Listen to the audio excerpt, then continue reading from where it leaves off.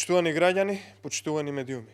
Во бизнисот и во економијата има рецесија, но нема и во партиските вработувања. Вчера, мнозинството на СДСМ во Советот на градот Скопје по предлог на градоначалникот Петре Шилегов изгласа и одобри 135 вработувања на определено време на директен товар на грбот на граѓаните.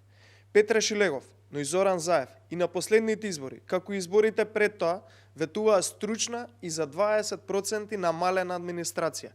Дури ветуваа проект за превземање на вработените од државната администрација во приватниот сектор, но, еве, по изборите гледаме како се вработуваат 135 лица и тоа директно за потребите на градот.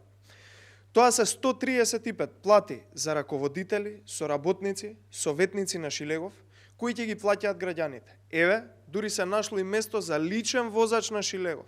Иако градот Скопје по претходна изјава на самиот Петре Шилегов имало вработени дури 19 возачи. Сега уште еден.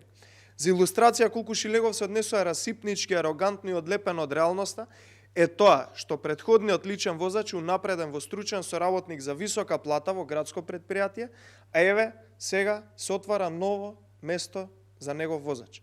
Замислете, Шилегов на определено време ќе вработи и раководител на оделение за европски интеграции. Поточно, измислено место во градот за да може Шилегов да подели плата. По потрошените половина милион евра од Шилегов за макети во зоолошката градина и украсување со ланските лампиони, никој не знае колку ќе чини годишно вработувањето на овие 135 лица во градот Скопје, нормално сите избрани по партиски клуч од СДСМ.